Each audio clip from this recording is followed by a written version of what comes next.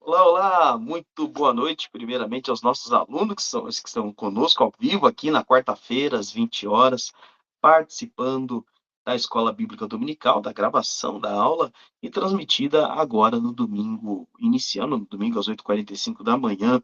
Um bom dia para você que está conosco agora neste domingo pela manhã, boa tarde, boa noite para você que está em algum outro dia, horário da semana, estudando a Bíblia conosco, estudando a primeira carta aos Tessalonicenses. Estamos caminhando para o final da primeira carta, mas nós vamos estudar também ainda neste quadrimestre, nós vamos estudar ainda a segunda carta aos Tessalonicenses. Ah, pastor Salovi, está bem enquadrado sim, viu? É que a gente tem aqui o nosso um Google Meet com várias telinhas, né? O pessoal está conferindo para ver se está tudo certo. Quero convidar você a participar conosco, também através dos comentários. Então, deixa aqui embaixo nos comentários a sua sugestão, a sua dúvida, quem sabe, a sua opinião ali sobre algum dos assuntos que nós vamos discutir. E deixe seu like, sua curtida, compartilha nas redes sociais também, né? Já que nós chegamos a 500 inscritos, então agora nós vamos dobrar a meta. Vamos então aos 1.000. Não sei se é esse ano, mas estamos aí buscando crescimento do canal, única e exclusivamente para a honra e glória do Senhor. Porque quanto mais gente, mais da palavra de Deus é pregada, divulgada, é levado a outras e outras pessoas, não é mesmo? Muito bem, queridos. Hoje nós vamos continuar 1 Tessalonicenses capítulo 5. Nós dividimos esse capítulo em várias partes, né? Paulo, ele já no versículo de número 12, começou as exortações finais, as orientações ou recomendações finais ali da sua carta, e agora ele continua, a gente está separando por assuntos, né? Então você já deve ter visto no título desse vídeo, desta live, escrito ali, não apaguem o espírito. Esse é o tema da nossa aula de hoje, justamente baseado em 1 Tessalonicenses 5,19, que ali no texto é justamente a frase do título, não apaguem o espírito, é o que está escrito no texto. Nosso objetivo, nosso alvo de lição para hoje é que ao final da aula você será desafiado, você será desafiada a ter uma vida de oração, uma vida de alegria, de gratidão. Você será exortado, orientado a não diminuir, a não apagar a ação do Espírito Santo na sua vida, e ainda vai ponderar um pouco sobre as profecias de hoje e como agir diante de uma profecia e como observar o mal deste mundo também. Então, são várias dessas exortações, são 6 exortações que nós vamos trabalhar na aula de hoje, então fique aí atento, fique com a sua Bíblia na mão, no seu celular ou em páginas também, né? Como você tiver o melhor acesso ao formato ou de maior facilidade, porque nós vamos abordar muitos textos bíblicos que dão a base para a carta aos Tessalonicenses, para essa primeira carta. Para isso, antes da gente começar, eu quero convidar os alunos a fazermos aqui um exercício. A gente faz isso às quintas-feiras, né? Toda quinta-feira nós temos o culto de oração. No culto de oração, além da nossa reflexão na palavra, obviamente nós temos oração, e a oração é composta de pedidos e agradecimentos. Hoje eu quero fazer um exercício com os nossos alunos que estão aqui na gravação. Eu quero que os irmãos tragam para nós aqui alguns motivos pelos quais os irmãos querem agradecer. Então, só motivos de gratidão, tá? Pode ser algo do ano todo, pode ser algo de ontem, do dia, de como você desejar. Pode ser algo que você queira adiantar para o nosso culto de oração na quinta, né? Já que o pessoal que está aqui comigo na quarta. Então, convido aí uns alunos a abrir os microfones e poder fazer esse tempo de gratidão. Bom, eu quero expressar aqui, diante de todos vocês, a minha gratidão pela palavra que eu experimentei o ano todo, não só na minha vida, quanto na vida de outras pessoas à minha volta. A palavra restauração. Tive vários problemas de saúde durante o ano que passou, e outras pessoas da minha família, da minha convivência, amigos, irmãos também tiveram esses problemas, mas foram restaurados pelo Senhor. Então, a minha gratidão é em cima dessa ação de Deus, a ação de um Deus restaurador. Eu quero agradecer por eu poder ajudar o ano todo as professoras do Ministério Infantil da nossa igreja, porque é uma honra muito grande eu estar ali, dando esse meu tempo ali, que é muito precioso estar com as crianças. É uma coisa que eu gosto, que eu amo muito fazer. E também agradeço a Deus por estar aqui, podendo participar da aula, porque também é outra que eu gosto muito do estudo, de participar, e quando não participo, isso me entristece, quando eu não posso. Amém. Mais alguém? Eu agradeço a Deus pela, como o Emilce disse, restauração, aí no caso é a saúde, a cirurgia é feita agora dia 20, saindo de lá já enxergando e fazendo agora a recuperação proposta pela medicina, tenho me sentido muito melhor. Inclusive, a aula de hoje é um teste, porque quarta-feira passada passei mal com a vista, e aí disse, vamos ver como que vai estar essa semana, mas estou me sentindo bem, enxergando muito melhor, agradeço a Deus pela bênção do restabelecimento da saúde. Mas, mais do que a visão, é enxergar a presença de Deus na vida. É maravilhoso perceber que Deus não está cuidando apenas dos aspectos materiais, porque ele diz, se esperarmos só pelas coisas daqui, somos dignos de lástima.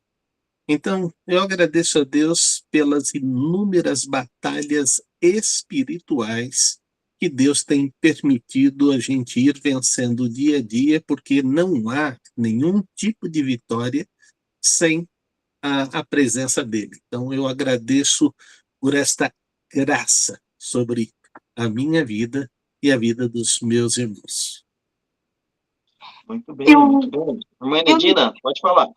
Assim, eu não posso deixar de também expressar a minha gratidão a esse Deus tão presente, tão maravilhoso. Não é que nos momentos que a gente está cansada, exausta, mas Ele tem me erguido, eu louvo o Senhor por isso. Louvo a Deus também pela minha visão. Eu não ando muito bem da vista esquerda. Ela está bem prejudicada. Certo? Até eu peço aos irmãos que orem a este favor, porque eu preciso dela para ler a palavra de Deus, não é isso? Para aquilo que eu gosto mais de fazer também, que é louvar o Senhor através da oportunidade de usar as minhas mãos, né, para a glória do Senhor, e a saúde que o Senhor tem dado a Juan. Deus tem sido maravilhoso. Coisas que eu pensava que seria difícil demais, mas Deus demonstrou que quando nós confiamos, nós esperamos no Senhor, as portas se abrem, não é? E nós recebemos a cada dia e sentimos a sua presença. Isso é maravilhoso. Ver as respostas de nossas orações, oh maravilha! Não é? Deus é precioso, vale a pena a gente estar sempre de joelho, agradecendo ao Senhor por tantas e tantas bênçãos recebidas, né, do Pai. Amém. Bom, deixa eu fazer então os meus agradecimentos, né? Sou grato a Deus por esse mês de janeiro que está terminando, mas o mês de janeiro para nós é um mês, para nossa família é um mês diferente. Nós temos muitas festas, muitas celebrações, muitos aniversários, né? Quando meu avô Aquilino era vivo, o primeiro aniversário celebrado era o dele, no dia 13 de janeiro. E aí depois o segundo aniversário de vida era o meu, no dia 9. Celebrávamos também, quando a minha avó era viva, o aniversário de casamento da minha avó Senira, do meu avô Salovi. Celebramos também aí depois o aniversário de casamento dos meus pais, no dia 14. E aí celebramos o aniversário da minha mãe no dia 16. Mas além disso, agora eu casado, né, já há 12, agora esse ano vamos completar 13 anos de casado, celebro o aniversário da minha cunhada no dia 26, da tia da Joy, que é a Lu, no dia 27. Então tem muita celebração. Então agradeço a Deus pelas várias celebrações de aniversário e de casamento que nós temos, né? Deus nos permitiu. Agradeço pelos grupos de discipulado de nossa igreja. Agradeço pelo retorno às aulas das meninas. Nossa, as meninas estavam muito empolgadas para voltar à aula, estavam com muita vontade de voltar, estão super felizes, né? Estão caminhando bem lá na escola, agradeço a Deus por isso. Agradeço a Deus pela nova oportunidade de trabalho que a Joyce terá agora no início do mês de fevereiro, começando uma nova jornada numa outra empresa. Então, são alguns dos motivos de gratidão. Agradeço pela saúde, pela cirurgia do pastor Saluvi, né, o meu pai, ter caminhado bem, sua recuperação estar caminhando bem também. Então, aí, alguns motivos de gratidão. A gente gastaria muito mais tempo aqui agradecendo, né, pensando em todas as coisas. É como diz o hino, como agradecer a Jesus o que fez por mim, bênçãos sem medida, vem provar o seu amor sem fim. Né? A poesia, ela é verdadeira de fato. É o meu hino favorito, inclusive, tá? Para quem não sabe, esse é o meu hino favorito. Então, quando eu morrer, vocês cantam esse daí, mas pode cantar em vida também, tá bom? Muito bem, queridos, vamos fazer então, vamos tomar essa prática agora, vamos fechar os nossos olhos, vamos orar juntos aqui. Pai, nós queremos agradecer ao Senhor por tantas bênçãos compartilhadas aqui, ó Pai. Motivos de gratidão por mais anos de vida, motivos de gratidão pela saúde recuperada, restaurada, nossos irmãos aqui, ó Pai, louvando o Senhor porque o Senhor cuidou de cada aspecto, cuidou da visão da irmã Enedina, do pastor Salovi, da mobilidade da irmã Emilce, cuidou dos amigos e irmãos em Cristo da irmã Beth. Agradeço pela oportunidade de servir nos ministérios, servir a tua igreja, ó Pai, no ministério infantil, nos ministérios da palavra. Agradecemos, ó Pai, pelo cuidado na vida do Juan, Senhor, em tantas dificuldades que podem haver, o Senhor tem cuidado de cada passo dele. Te louvamos, ó Pai, por cada motivo de gratidão apresentado ao Senhor. Eu sei, ó Pai, que os que estão assistindo a aula conosco, estão também neste momento em gratidão, colocando diante do Senhor a gratidão e o agradecimento pelas bênçãos derramadas. Por isso te louvamos e oramos em nome de Jesus. Amém. Muito bem, querido. Você que está aí nos acompanhando, coloca aqui nos comentários, coloca um motivo ou alguns motivos pelos quais você é grato ao Senhor. Pensando nisso, já vamos aqui entrar então no tema da nossa lição. Nós estamos falando sobre a ação do Espírito Santo. Não apaguem o Espírito. A gente vai detalhar um pouquinho sobre isso quando chegarmos no versículo de número 19. Nós vamos aqui, meio que cronologicamente, na ordem que Paulo dispôs, a gente vai tratar os temas que foram colocados. Mas o que a gente tem que entender? O Espírito Santo está agindo em cada uma dessas orientações que o apóstolo Paulo está dando na carta aos Tessalonicenses. E, de fato, se a gente não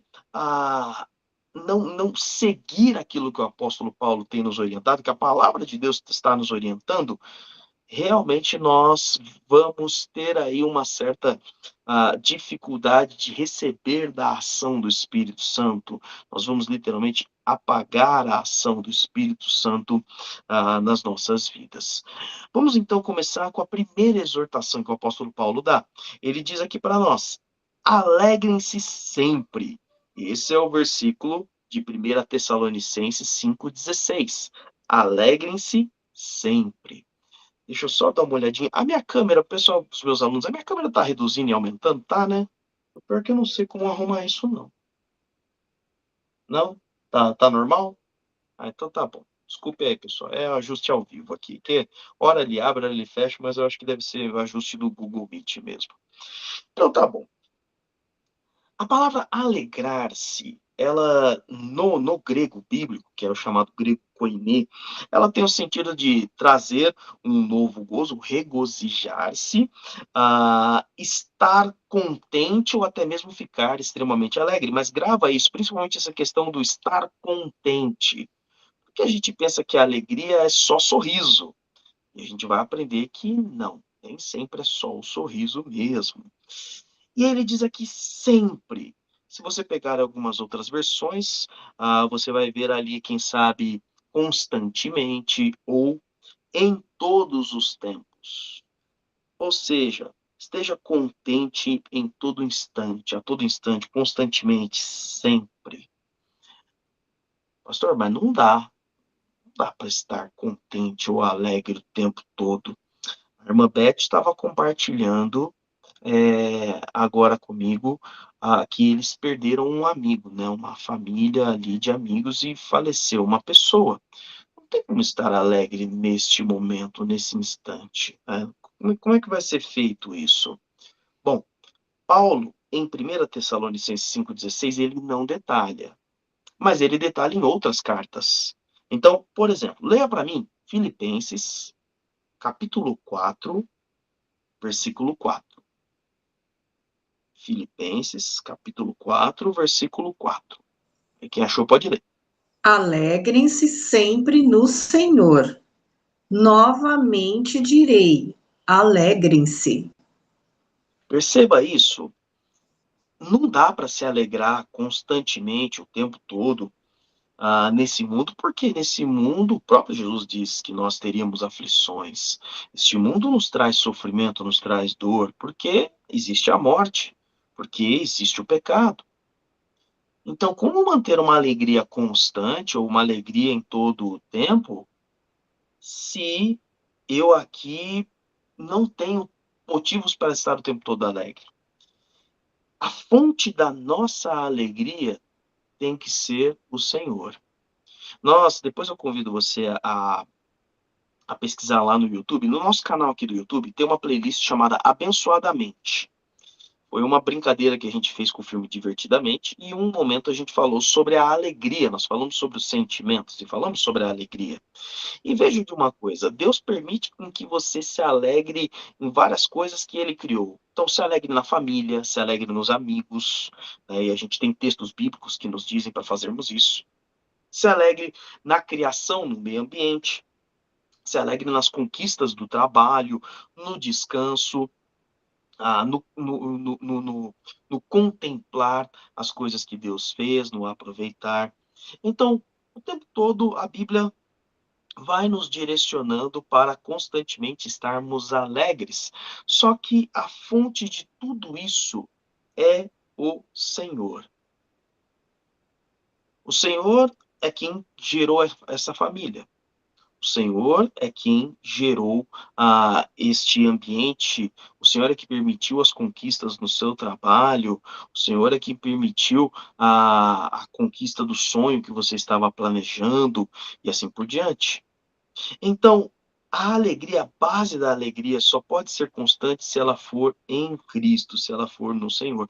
A carta aos Filipenses é uma carta que eu recomendo que você leia, justamente para entender muito sobre a alegria. Mas vamos observar aqui como que a Bíblia constrói uma alegria em que as circunstâncias nem sempre nos levam à alegria, né? Então, como é que eu vou me alegrar no Senhor constantemente se às vezes eu estou num momento, numa situação que não me causa alegria? Primeiro de tudo, a alegria é na salvação. Uns alunos lêem para mim 1 Pedro, capítulo 1, versículo 8. 1 Pedro 1, 8. 8 e 9, por favor. 8 e o 9. Mesmo não tendo visto, vocês o amam. Apesar de não o verem agora, creem nele e exultam com alegria indizível e gloriosa, pois vocês estão alcançando o alvo da sua fé, a salvação das suas almas. Muito bem. Primeira, primeiro ponto, primeira base de alegria que o Senhor nos dá, ela é relacionada diretamente com o passado, por assim dizer. Um passado da humanidade e, quem sabe, o seu passado, que é o dia que você entregou sua vida em Jesus Cristo. Eu gosto de ler ali pedidos e agradecimentos, e sempre tem alguns irmãos, a irmã Enedina que está aqui conosco, a irmã Zeneide, que constantemente agradecem a salvação que o Senhor nos concedeu. A salvação é motivo constante de gratidão. Então, tendo acontecido tudo o que está acontecendo, ou que irá acontecer, eu ainda tenho uma alegria firmada no passado. O apóstolo Pedro escreve aqui: vocês que creem nele exultam com alegria indizível. Não tenho palavras, não dá para escrever, é indizível, é infalável, né, impronunciável, indizível e gloriosa, pois vocês estão alcançando o alvo da sua fé, a salvação das suas almas. Então, a alegria que o Senhor nos proporciona, em primeiro lugar, é uma garantia. Ainda que tudo vá mal, ainda que tudo dê errado, tudo já deu certo. Como assim, pastor? Se tudo der errado, não pode tudo dar certo. Não, o que precisava dar certo, deu certo. O que você realmente precisava que desse certo, deu certo. Você é salvo em Cristo Jesus. Você está eternamente garantido nesta gloriosa salvação. O Espírito Santo vive em você, é o selo da salvação. Esse é o principal e maior motivo de alegria. Tenho acompanhado muitos testemunhos, eu recomendo que você acompanhe o Ministério NUM, N-U-M, da Junta de Missões Mundiais, tá? Que retrata sobre a igreja perseguida, ou também a Missão Portas Abertas, que também atua, é uma agência missionária que atua especificamente nos campos onde a igreja é perseguida.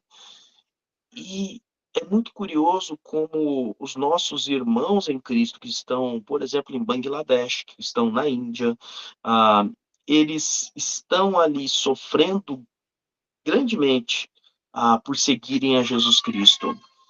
Nós temos aí algumas meninas, por exemplo, alguns meninos que nas suas escolas ninguém senta com eles, ninguém conversa com eles, porque ele é cristão, porque ela é cristã.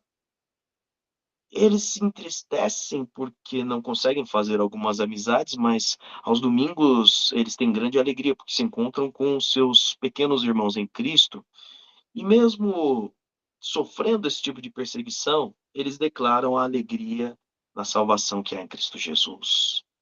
Então, sim, Jesus é a fonte da nossa alegria, porque ele também é a fonte da nossa salvação.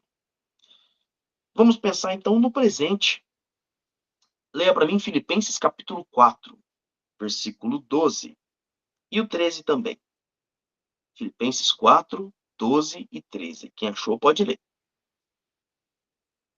Nós vamos passear bastante pela Bíblia hoje.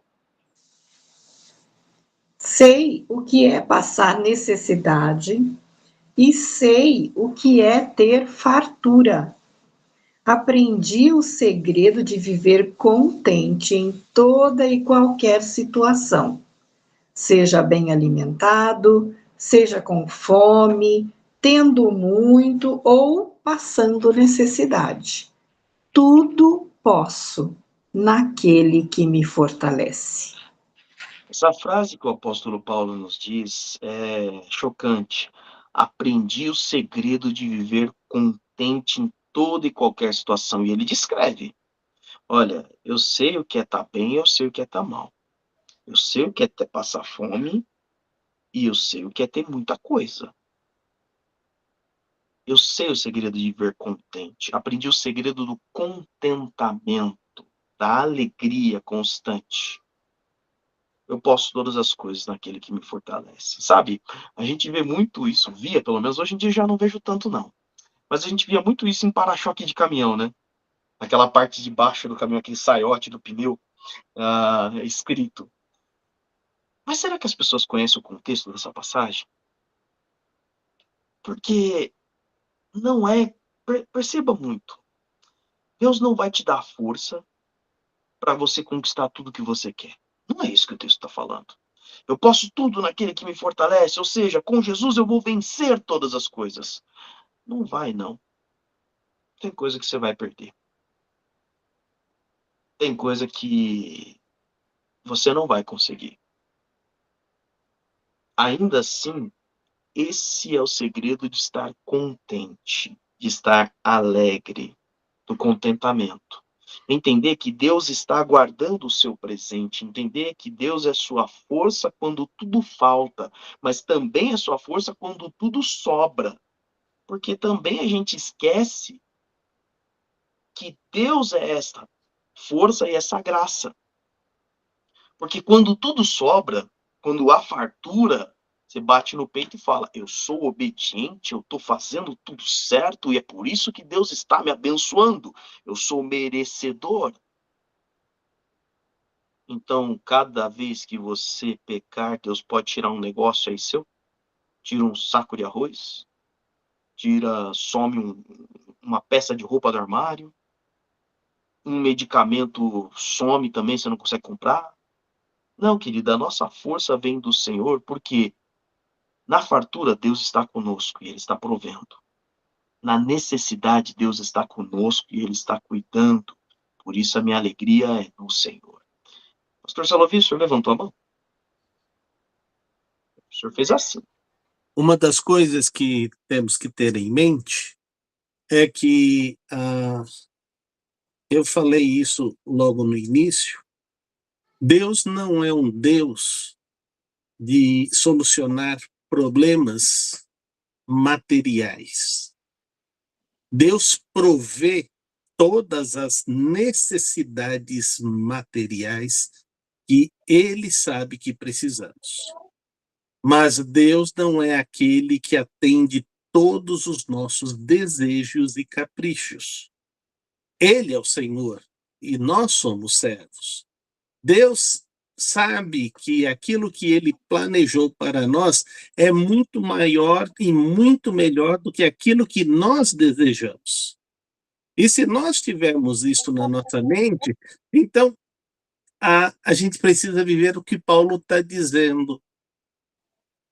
Eu sei me acomodar às coisas mais humildes. Acomodar as coisas mais humildes não é andar simplesmente na miséria.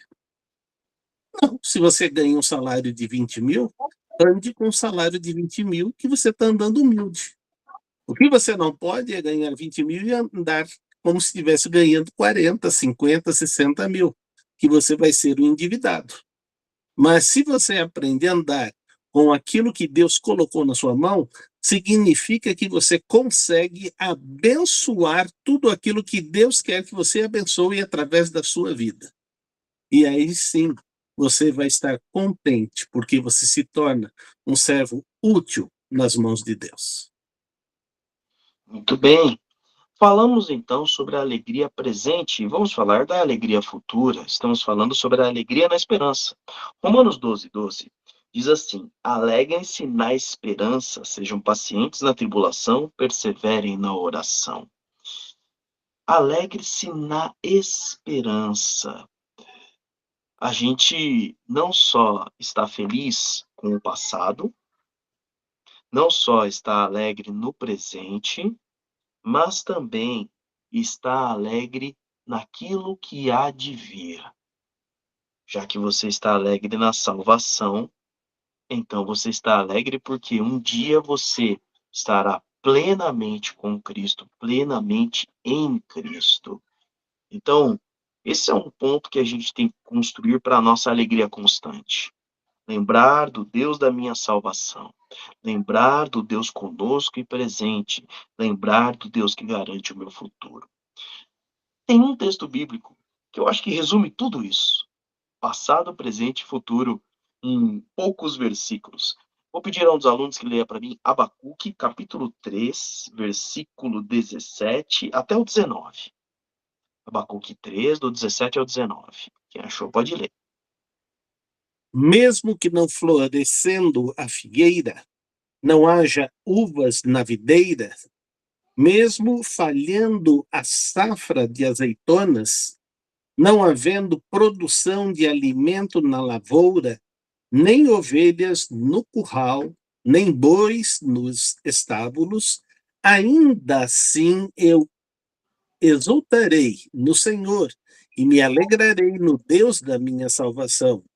O Senhor soberano é a minha força. Ele faz os meus pés como os do servo. Ele me habilita a andar nos lugares altos. para o mestre de música para os meus instrumentos de corda. Muito bem, você vê agora aqui, inclusive, não é só no livro de Salmos que você vai encontrar salmos e músicas, né? Abacuque está escrevendo aqui uma poesia, o Fernandinho, o cantor Fernandinho, gravou justamente uma música baseado nesse texto aqui, inclusive em outros versículos anteriores a este, né? Mas perceba como resume a alegria. Eu me alegrarei no Senhor. Ainda que tenha, ainda que eu não tenha, porque tu és o Deus da minha salvação, porque tu és a minha força, né? Que esse seja o cântico da nossa vida. Alegre-se sempre. Vamos à segunda. Essa foi só a primeira, hein? Vamos à segunda exortação. 1 Tessalonicenses 5:17 diz: orem continuamente.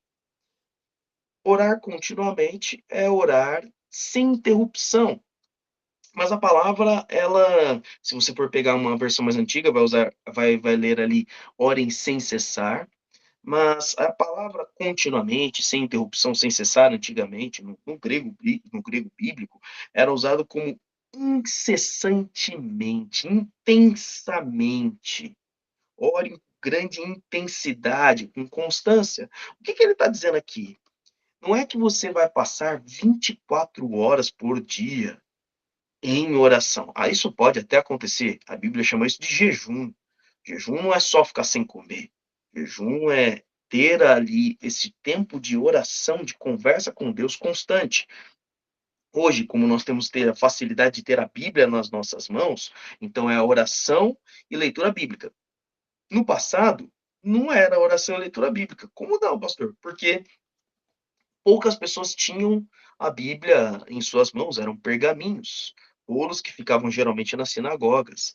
Então, constantemente, você tinha isso no tempo de Jesus. Se for antes, então, só se tinha dentro do templo em Jerusalém, né? Então, só para a gente ter uma noção de como hoje nós somos abençoados. Ore constantemente, tenha vida de oração, é o que ele está dizendo. Ou seja, você vai o tempo todo estar conversando com Deus. Durante todo o dia em que você está acordado, você acorda pela manhã agradecendo a Deus pela noite de descanso, pelo dia que já raiou. Alguns o dia nem raiou, né? Alguns vão acordar 3 horas da manhã, 4 horas da manhã para chegar logo cedo no trabalho, ou alguém que estuda, faz faculdade. Eu lembro da minha irmã morando ali na região aqui da zona leste de São Paulo e indo estudar depois de Santo Amaro. Eu não lembro se era o campus da Unisa depois de Santo Amaro, não era nem o primeiro campus, né? Então tinha que acordar cedinho, atravessar a cidade, era bem, bem longe ali. E tem pessoas começando cedo, comece o dia em oração. Mas o que que ele vai trabalhar conosco? O apóstolo Paulo, de novo, na carta aos Filipenses, no capítulo 4, versículo 6, nos diz o seguinte: não andem ansiosos por coisa alguma, mas em tudo, pelas súplicas e com ações de graças, apresentem seus pedidos a Deus. Ou seja, como é que eu vou andar em oração? Como é que eu vou orar o dia todo? Meu querido, você está conversando com Deus, você tem assunto. Você tem assunto para falar com Deus, você pode ter certeza que você tem muito assunto, porque os assuntos vão surgindo. E olha, tem o WhatsApp agora. Lá no grupo de nossa igreja, quase que todos os dias alguém manda pedido de oração. E aí, eu já orei por aqueles do dia, então ore do dia anterior, ora de novo. Mas pode ficar tranquilo, você vai ver gente na rua passando necessidade, é um tempo de você orar por essas pessoas. Você vai ver algum acidente, é um tempo de orar. Você vai ver um passarinho bonitinho pousando no galho de uma árvore, enquanto o carro ou o ônibus está passando ali, vai ser um momento de agradecer, de louvar a Deus pela beleza, pela delicadeza de uma pequena flor que você consegue enxergar em algum ponto da cidade. Você tem vários motivos de gratidão e de louvor e de oração. Justamente a oração, ela reduz a ansiedade. Você sabia que isso cientificamente acontece? Isso já foi comprovado. O pessoal fez testes ali, colocando ali os eletrodos na cabeça das pessoas, enquanto elas estavam orando, eles começavam a ver todo o movimento cerebral, toda a energia cerebral ali, os neurônios, tudo funcionando, reduzindo o estresse, reduzindo a ansiedade, colocando ali uma ação dopaminérgica, né, aumentando a dopamina, trazendo um relaxamento. Então, espiritualmente e fisicamente, a oração, de fato, ela é uma solução para a ansiedade daquele momento que você está passando. Então, tem a vida de oração, mas ter vida de oração, oração constante o tempo todo, não é indicação para você não ter um momento de oração. O que que é o momento de oração? São os tempos que você separa. Então, pastor, eu gosto de separar minha manhã, logo que eu acordo, ou logo depois que eu tomo o meu café da manhã, ou junto com o meu café, ou então, pastor, eu gosto da noite, quando eu chego na minha casa. Pastor, eu tenho um tempo de almoço ali, eu gosto de separar 30 minutos. Eu gosto de ter o meu. E é de fato, porque uma coisa é quando você está com a sua vida de oração, você está ali, ó, você conversando com Deus e tem um amigo seu do lado, e tem um filho seu ali, você está ali, você está fazendo alguma atividade. Só que existe um momento de qualidade, é relacionamento, gente, é conversa com Deus, e assim como marido e mulher, a esposa não quer um momento de qualidade, né, um momento, não, agora nós vamos sentar para conversar, agora é o nosso momento, agora não é hora de celular, agora não é hora, é relacionamento. Você está se relacionando com Deus, então tem que ter o tempo de qualidade. Isso é bíblico. Duvida? Eu vou pedir a uns irmãos para abrirem aqui para mim, Mateus capítulo 6, versículo 6. A gente está estudando o Evangelho de Mateus aos domingos, e esse é um dos textos que a gente vai abordar quando for começar a série do Sermão do Monte, né? Então lê para mim, Mateus capítulo 6, versículo 6. Quem achou pode ler.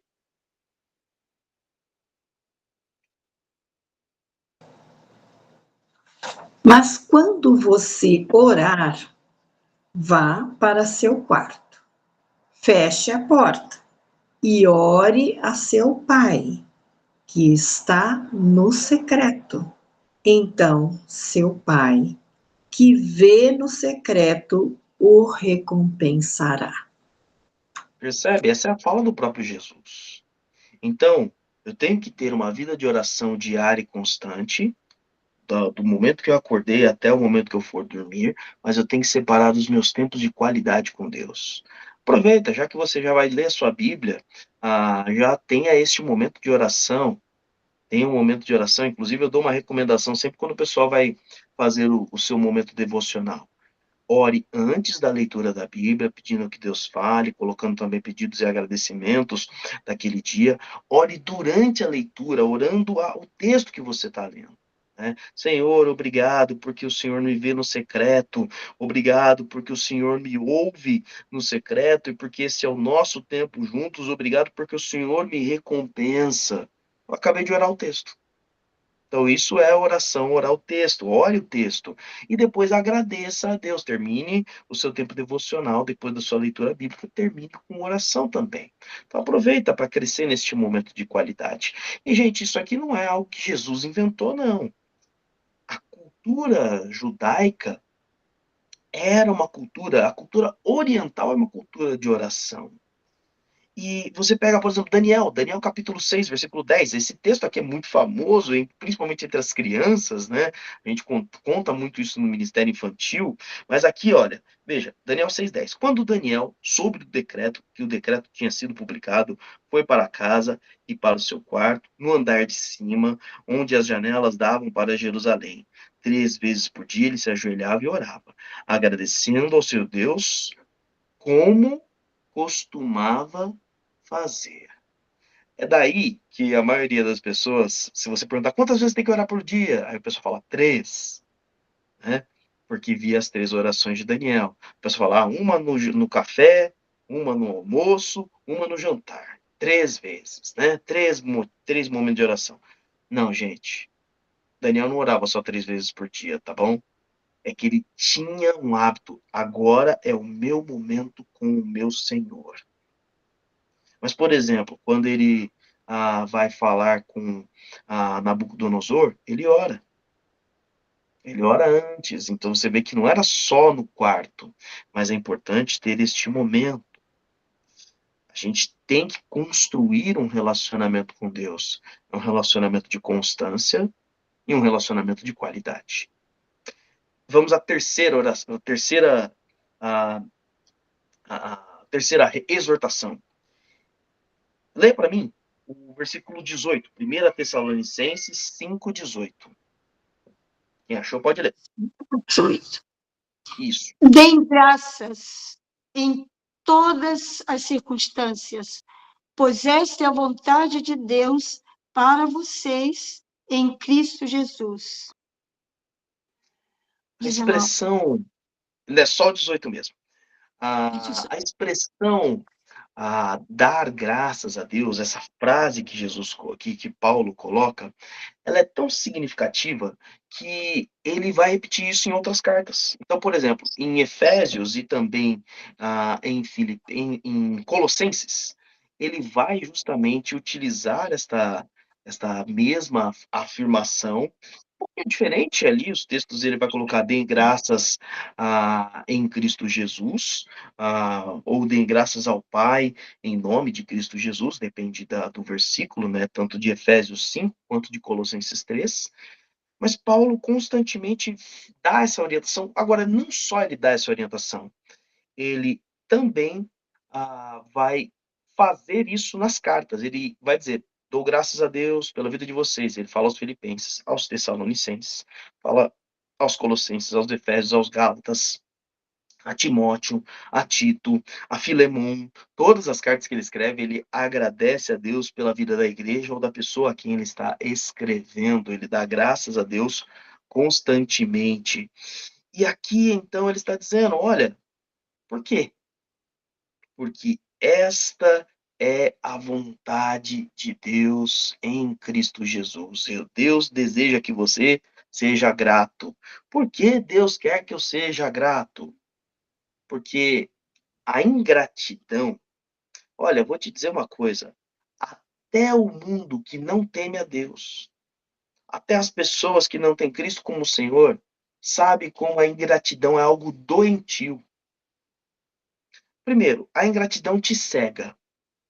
Ser uma pessoa ingrata faz com que você ache que você conquistou tudo, que você não precisou da ajuda de ninguém. Isso nem o mundo mesmo tolera. Até o mundo reconhece isso como uma burrice. Por exemplo, eu já ouvi um rapper famoso agradecendo um prêmio que ele ganhou, esses prêmios de música. E ele dizia assim: eu agradeço a mim por acreditar em mim. Eu agradeço a mim por dedicar a todos os dias, me dedicar todos os dias. Eu agradeço a mim por não duvidar. Eu agradeço. E começou. E o discurso dele foi só a gratidão a si mesmo. Falei, engraçado, né? Se ninguém escutasse a música dele, ou seja, se ele não tivesse fãs, ele não ia ganhar prêmio nenhum. Aliás, ele nem conhecido seria. Então, eu fiquei imaginando se todos os fãs que escutam esse cara tivessem percebido como eles não têm valor algum. E eles simplesmente só não consumissem mais nenhuma música que este cantor, que esse rapper gravasse. Acabou a carreira dele. O mundo sabe, o mundo entende isso. Só que sabe de uma coisa? Se nós não somos gratos, a gente não consegue perceber a mão de Deus, a ação de Deus. A gratidão nos abre os olhos. E ele está dizendo algo muito forte. Deem graças a Deus em todas as circunstâncias, em todas as condições. Pastor, mas eu tenho que agradecer a Deus quando eu perdi alguém. Alguém faleceu. Eu tenho que agradecer porque faleceu. Não, você vai agradecer a Deus por duas situações. A primeira, porque viveu. Senhor, obrigado pela vida desta pessoa, do meu pai, da minha mãe, do meu filho. Obrigado porque foi um presente para mim. E isso já, inclusive, te ensina a valorizar um pouco mais da vida. Mas você vai também agradecer por aquela pessoa estar com Cristo. Senhor, obrigado porque ele entregou a sua vida a Jesus Cristo, porque agora ele está com o Senhor e agora ele não sofre mais. E agora ele não sente mais dor. Então, de fato, você agora vai reconhecer mais uma vez a alegria da salvação. E a gente vai fazendo esse exercício constante. Senhor, obrigado pelas lutas. Obrigado pelas derrotas. Nas derrotas a gente aprende muita coisa. É nas derrotas que a gente também escuta alguns nãos de Deus, e aí você vê de maneira clara a manifestação da vontade de Deus. Obrigado, Senhor, pelas pequenas conquistas, pelos pequenos começos, pelas pequenas vitórias. Dei graças a Deus em todas as circunstâncias. A vontade de Deus, ela inclui a alegria constante, a oração sem cessar, a ação de graças ilimitada, a atitudes que são necessárias e possíveis somente em Cristo Jesus. Então, como é fundamental, e você percebe que essas três andam juntos. Porque quando eu estou agradecendo em oração, eu já estou orando, né? E quando eu estou me alegrando porque eu sou grato. Não tem como ser alegre se eu não for grato. Não tem como agradecer se eu não orar. São três coisas que andam juntas. Vamos agora à segunda parte da nossa aula, que trata agora de mais três. E aí a gente vem com o versículo tema, o versículo chave. Não apaguem o espírito. Pastor, mas é possível apagar o espírito? Bom, a palavra espírito aqui, aliás, a palavra apagar aqui é porque muitas vezes o Espírito Santo, ele é mencionado como, ele é comparado a um fogo, né? O fogo que aquece, você quando tem aquele, um sentimento, tanto um sentimento de raiva, quanto um sentimento de alegria ou de paixão, o sentimento, a emoção é tão forte que o seu cérebro dá aí comandos para o seu corpo, os vasos sanguíneos vão circulando aqui na bochecha, no peito, nas mãos, e tudo começa a ficar quente. Você fica fervendo de raiva, ou você fica vermelho de paixão, né? Fica com o peito aquecido, né? Então percebe como as emoções influenciam de fato, e o Espírito Santo é esse que aquece. Quando os discípulos estão ali ouvindo Jesus falar no caminho de Emaús, eles usam a expressão, não queimava o nosso coração enquanto ele nos expunha as Escrituras. É o Espírito Santo agindo neles através da palavra do próprio Jesus. O Espírito Santo, quando ele se manifesta no seu derramar, no seu encher pela primeira vez ali aos discípulos, no dia de Pentecostes, ele aparece ali, aparece sobre eles, não eles sim, mas aparece sobre eles, línguas, algo semelhante à língua pegando fogo. Então, constantemente há essa expressão, ou seja, apagar o Espírito é justamente não permitir que o Espírito Santo atue. E aqui a gente vai pegar dois aspectos. O primeiro aspecto é apagar o espírito com relação ao seu fruto. Não permitir que a ação do Espírito Santo gere resultado na nossa vida, o fruto do Espírito. Gálatas 5, 22 e 23 nos diz o seguinte: mas o fruto do Espírito é amor, alegria, paz, paciência, amabilidade, a fidelidade, bondade, mansidão e domínio próprio. Contra essas coisas não há lei. Quando eu não permito o Espírito Santo atuar, eu vou amar menos. Eu serei menos alegre. Eu viverei menos em paz. Serei menos paciente. Serei mais ríspido ou menos amável. Serei menos bondoso ou mais egoísta. Não terei fidelidade. Serei com certeza menos manso ou mais bravo ou ainda mais orgulhoso, e com certeza não terei controle das minhas ações. Perceba que a ação do Espírito Santo, ela gera amor. Amor nunca é para você. Amor é para Deus. Amor é para o próximo. E o amor a si mesmo, pastor, o amor a si mesmo é um reflexo do amor a Deus. Quem ama a Deus ama a si mesmo, mas não ama mais do que ama a Deus. E quem ama ao próximo, ama a si mesmo, mas não ama mais do que ao próximo. Como assim, pastor? Como não ama mais do que o próximo? Você pode dar a vida pelo próximo. Pergunte às mães que estão aqui, aos pais que estão aqui, se eles não dariam a vida pelos seus filhos. Nem pensariam, já pulam na frente. Ou seja, amam mais os filhos do que a si mesmos, certo? Então, o amor é para o outro. E aí ele diz aqui a alegria. A alegria, de fato, é algo interno que você tem em Cristo, a gente já viu. A ação do Espírito Santo. A paz também é algo interno que você pode estender ao outro, afinal você se torna um pacificador. A paciência é com o outro ou com a circunstância, então com o momento de vida que você está vivendo ou com algo que o outro está vivendo e você tem que esperar. A amabilidade é para o outro. Ninguém é amável para si, amável é para o outro. A bondade é para o outro, a fidelidade é para com Deus, que a fidelidade, em algumas versões vai trazer a expressão fé, é a mesma expressão, tá, queridos? Fé e fidelidade na Bíblia andam lado a lado. A mansidão, algumas traduções vão trazer humildade, também na Bíblia, também no grego bíblico, a expressão humildade e mansidão é a mesma, porque você só pode ser manso se você é humilde, você só pode ser humilde se você é manso. E o domínio próprio, ou seja, você não é entregue às suas emoções, você não deixa que elas dirijam. Tudo isso é a ação do Espírito Santo na tua vida. E toda vez que a gente apaga a ação do Espírito Santo, é menos disso que vai para nós e é menos disso que vai para o próximo. Mas o texto também aplica com relação a dons, especificamente nos próximos versículos que a gente vai ver daqui a pouquinho. Ou seja, apagar a ação do Espírito é não permitir que os dons que ele deu a você sejam usados em prol da igreja de Cristo. É justamente negligenciar o dom. Pastor, mas eu não sei qual que é o meu dom. Você está trabalhando para descobrir? Porque essa não pode ser a desculpa.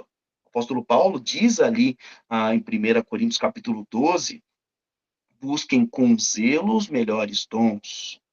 E ali melhor não é melhor de qual que é, esse aqui é melhor que o outro, que esse é melhor que esse. Não, é melhor no que aquilo que edifica a igreja. Então, não permitir que Deus haja, que o Espírito Santo haja através da tua vida, é apagar o Espírito. E agora a gente vai entender de uma maneira muito mais específica, porque está no mesmo bloco de texto, versículo 20 e 21. Leia para mim, 1 Tessalonicenses, capítulo 5, versículo 20 e 21. Não tratem com desprezo as profecias, mas ponham à prova todas as coisas e fiquem com o que é bom. Não tratem com desprezo. A profecia é algo que vem do Espírito Santo. Profecia é Deus falando. A palavra profeta no hebraico significa boca de Deus. Então, qual é a ação do profetizar?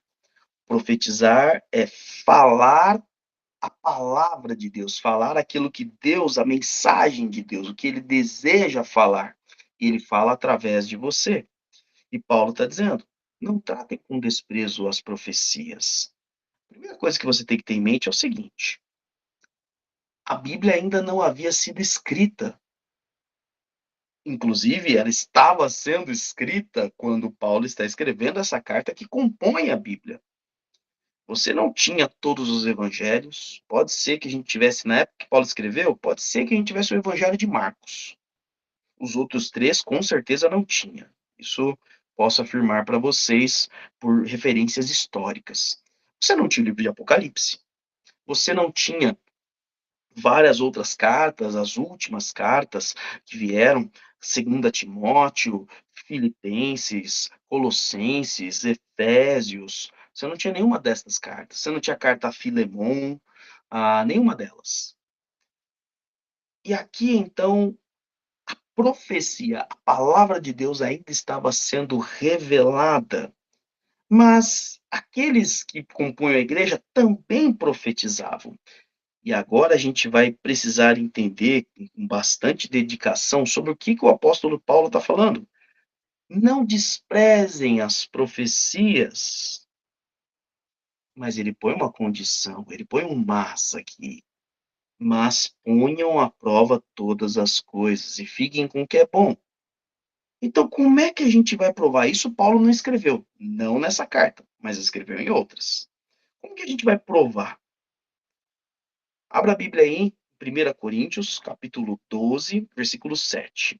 Eu vou pedir para um dos alunos de ficar com a Bíblia aberta em 1 Coríntios 14, do 3 ao 5, tá? 1 Coríntios 12, 7 diz o seguinte: a cada um, porém, é dada a manifestação do Espírito, visando o bem comum. Presta atenção nisso. Primeira coisa, como é que eu vou saber se essa profecia vem do Senhor? A cada um, porém, é dada a manifestação do Espírito. A profecia é uma manifestação do Espírito, ok? Visando o bem comum. Olha, eu não sei se eu vou te chocar muito agora no que eu vou dizer, mas profecia não é adivinhação. E profecia não é bola de cristal. O profeta não é teu cartomante. Não é a vidente que você consulta, deixa eu perguntar para Deus se eu tenho que sair de casa ou não. Deixa eu perguntar para Deus o que vai acontecer na viagem que eu vou fazer. Não é assim que funciona, querido. A palavra de Deus diz: as profecias do Senhor, a ação do Espírito Santo é dada visando o bem comum. Pastor, mas e aquelas profecias do Antigo Testamento? Por exemplo, a profecia para Abraão. Lê lá. Sai da tua terra, da tua parentela, vai para o local que eu vou te mostrar. Eu te abençoarei, farei de ti uma bênção, você será uma bênção a todas as nações. Era só para Abraão? Mas e a Davi? Sim, de ti, não faltará de ti herdeiro que esteja no trono de Israel. E esse herdeiro que ele se refere é Jesus Cristo. Era só para Davi? Não, queridos. Toda a palavra de Deus, ela trabalha para o bem daqueles que amam a Deus. E principalmente agora, olhando na visão do Novo Testamento, olhando para a igreja de Cristo. A profecia é para o bem comum. Não sai por aí buscando profetada. Leitura da sua sorte espiritual. Tem gente tratando como tratava antes de conhecer a Cristo. Não foi bem instruído na palavra de Deus. Mas porque antes lia o horóscopo do dia, a sorte do dia, é carta, é vidente, é qualquer outra tranqueira, acha que é assim que vai acontecer as coisas em relação a Deus. Não, não é. Vamos ver mais outro critério. Lê para mim, 1 Coríntios 14, do 3 ao 5. Presta atenção. 1 Coríntios 14, do 3 ao 5. Pode ler. Mas quem profetiza passa para a edificação, encorajamento e consolação dos homens. Quem fala em línguas, a si mesmo se edifica. Mas quem profetiza, edifica a igreja. Gostaria que todos vocês falassem em línguas, mas prefiro que profetizem. Quem profetiza é maior do que aquele que fala línguas, a não ser que as interprete, para que a igreja seja edificada. Você percebeu a expressão que foi repetida 3 vezes nesses 3 versículos? Para a edificação. Quem profetiza edifica a igreja. Para que a igreja seja edificada. Profecia não é para você. Profecia é para a edificação da igreja. É assim que a gente prova. Se foi só para você, guarda. Gosto de uma afirmação que o pastor John Piper faz. O pastor John Piper é um pastor batista ali nos Estados Unidos, na igreja de Bethlehem. E aí perguntaram para ele, como é que o senhor lidar com as profecias? E ele diz, olha, eu escuto, quando alguém chega para mim e diz que tem um recado de Deus para mim, eu escuto e eu guardo numa prateleira. Ele está falando figuradamente, é claro. E deixo lá. Se algum dia aquilo se realizar, veio de Deus. Se não, não. Mas eu não vivo por estas coisas. Esse é o segundo critério. A profecia é para crescimento da igreja. Não é para adivinhar o teu futuro de amanhã. Não é para adivinhar o seu CPF. Isso com certeza não é. Não é para dizer, olha, essa semana vai passar na tua mão tanto dinheiro assim. Quando passar na tua mão tanto dinheiro, esse tanto que passar é do Senhor. Certa vez um pastor fez isso. E aí uma irmã estava lá, né, foi visitar essa igreja que esse pastor fez isso. Ela falou, nossa, mas como é que ele sabe sobre o valor específico que ia passar? Era o valor do botijão de gás. E nessa semana o pessoal ia ter que comprar. Que era geralmente a semana que o pessoal comprava ali no bairro. Então, Deus não faz isso, queridos. A profecia é para fazer a igreja crescer em Cristo. Esse é só o segundo critério. Terceiro critério, leia para mim. A segunda, agora, segunda Tessalonicenses, não é a primeira, segunda Tessalonicenses 2, versículo 1 e 2. Segunda Tessalonicenses 2, versículo 1 e 2. Irmãos, quanto à vinda de nosso Senhor Jesus Cristo e a nossa reunião com Ele, rogamos a vocês que não se deixem abalar, alarmar tão facilmente, quer por profecia, quer por palavra, quer por carta supostamente vinda de nós, como se o dia do Senhor já tivesse chegado. 3, né? Não Não, deixem, só até o 2 mesmo. não Obrigado. deixem que ninguém os engane de modo algum. Antes, naquele dia, virá apostasia e, então, será revelado o homem do pecado, o filho da perdição. Muito bem, obrigado. Perceba o seguinte, a profecia tem que vir da palavra de Deus. Por isso que eu estou dizendo para você que não é adivinhação, tá? Esse é um ponto que a gente tem que ter em mente. A profecia, ela não pode simplesmente trazer algo, olha, amanhã vai acontecer isso com você. Querido, a profecia é baseada na palavra dos apóstolos e dos profetas que vieram antes de nós. Porque sabe qual era o papel do profeta, principalmente no Antigo Testamento? Moisés traz ali, como profeta, a vontade de Deus. Se você olhar todos os profetas que vieram depois de Moisés, eles estavam advertindo a nação de Israel, ou os reis de Israel, os reis de Judá, ou as nações vizinhas, voltem-se aos caminhos do Senhor. Esse é o papel do profeta e da profecia hoje em dia. Ele vai revelar, muitas vezes, algo específico, sim, da palavra de Deus ao momento que aquela igreja está vivendo. Voltem-se aos caminhos do Senhor. Olhe para o seu bairro, veja se há injustiça social. Olhe para dentro da sua igreja, veja se há imoralidade. Ele vai falar especificamente à igreja dentro da palavra. Esse é o terceiro critério para observar se a profecia de fato ela vem do Senhor.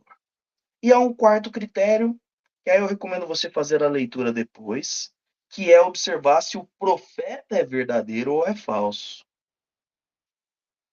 Então, leia depois 1 João, capítulo 4, versículo de 1 a 4. Tá? Anota aí, 1 João 4, de 1 a 4, e principalmente Mateus, capítulo 7, Sermão do Monte, versículos 17 a 20. Mas eu vou adiantar para você. Jesus diz: observem os frutos. Pelos frutos vocês os conhecerão. Observe o resultado da vida. E o resultado da vida, queridos, não estou falando assim, não, mas olha, é um homem de sucesso. Com certeza o que ele fala é de Deus. Não, não, não, não. Olha o fruto do Espírito. A gente não leu Gálatas 5, 22 e 23? Olha o fruto do Espírito. Vê se tem fruto do Espírito na vida dele. Vê se ele gera discípulos de Cristo, não discípulos dele. Não é discípulos de Cristiano, é discípulos de Cristo. Para quem não sabe, meu nome, inclusive, significa discípulo de Cristo, tá bom? Seguidor de Cristo, é isso que significa cristiano. Se for no espanhol, é cristão, né? Mas no português é isso. É seguidor de Cristo, ou dependendo da, da onde você for ler, praticante do cristianismo. Também tem esse significado. Mas esses são os 4 critérios. Observe se a profecia é para bem comum. Observe se ela é para edificação de igreja. Observe se ela é baseado na palavra de Deus. E observe o profeta, se tem vida. Tá bom? Mas Paulo diz assim: mas fique com o que é bom. Balaão era falso profeta, mas ele trouxe profecia verdadeira. Deixa eu te dizer uma coisa chocante. Balaão profetizou sobre Jesus. Virá do rebento de Jessé, aquele da onde não se apartará o cetro de Israel. Isso aí foi Balaão, foi um falso profeta que trouxe. Então, por isso que Paulo vai dizer: põe à prova e retém aquilo que é bom. Eu gosto desse texto também, lendo numa versão de linguagem contemporânea, que é da Bíblia A Mensagem. Esse texto que a gente está lendo de 1 Tessalonicenses 5, diz assim: não apaguem o espírito, nem reprimam os que afirmam ter recebido uma palavra da parte do Senhor, mas também não sejam ingênuos. Analisem tudo e guardem apenas o que for bom. Joguem fora tudo aquilo que tiver ligação com o mal. E é justamente esse último tópico da lição de hoje, né? A lição de hoje foi um pouquinho mais extensa. Afastem-se de toda forma de mal.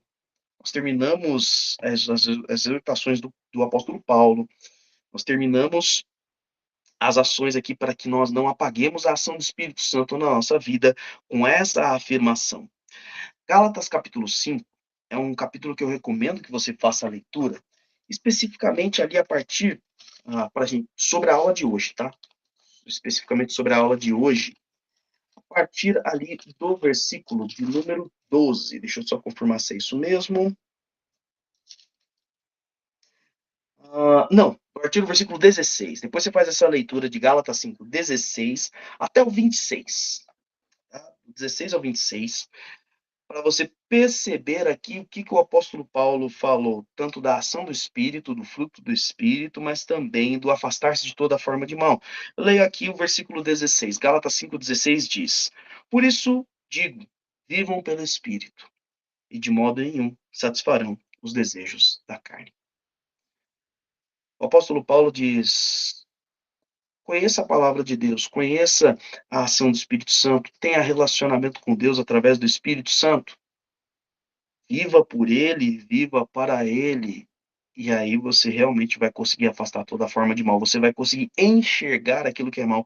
Você não precisa conhecer todo o mal. Assim como a gente não precisa conhecer toda a nota falsa. Eu preciso conhecer a verdadeira.